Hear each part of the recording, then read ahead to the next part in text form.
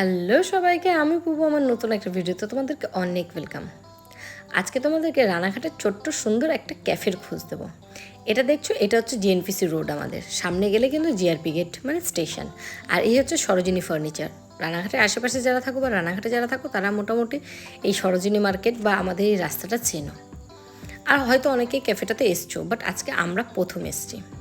যেহেতু পোকে এসছে তাই পোকেকে নিয়ে প্রথমে আমরা ভেবেই রেখেছিলাম যে এই ক্যাফেটাতে যাবো। অনেক দিনই খবর পেয়েছি যে হয়েছে। ক্যাফেটার নাম হচ্ছে এপিক বাইট। দেখতেই পাচ্ছ কতটা ভিড়। সত্যি কথা বলতে আমি কিন্তু ভেবে যাইনি যে এতটা ভিড় পাবো। দাঁড়াও তোমাদের একটু ডেকোরেশনটা দেখাই। ছোট্টর মধ্যে মানে একদম লম্বা, জায়গাটা কিন্তু খুব একটা বড় না, কিন্তু কী দারুণ সাজিয়েছে দেখো। একদম ওপরে একদম সিম্পল একটা ফলস সিলিং করেছে, আর কালার কম্বিনেশনটাও বেশ আমার ভালো লেগেছে। তারপর আমরা একটা টেবিলে বসে পড়ি, আর আমি পোকে পড়লো তিনজনা মিলেই মানে মেনু দেখে যাচ্ছি আমরা ঠিক করতে পারছিলাম না কী অর্ডার করব।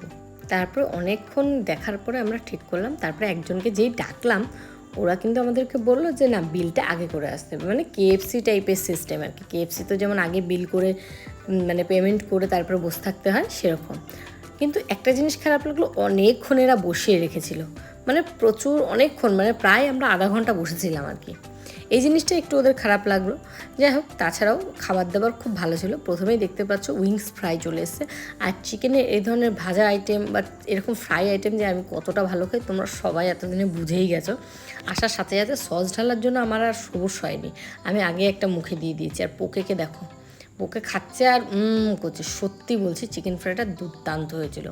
তারপর সবাই মিলে ফিনিশ করে ফেললাম। আর তারপরে দেখো একটা চলে এসছে লার্জ সাইজের পিৎজা।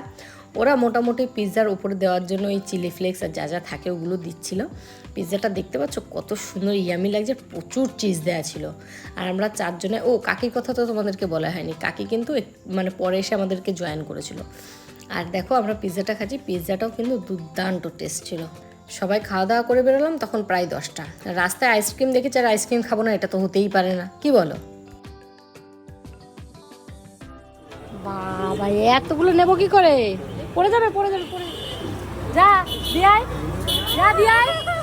যা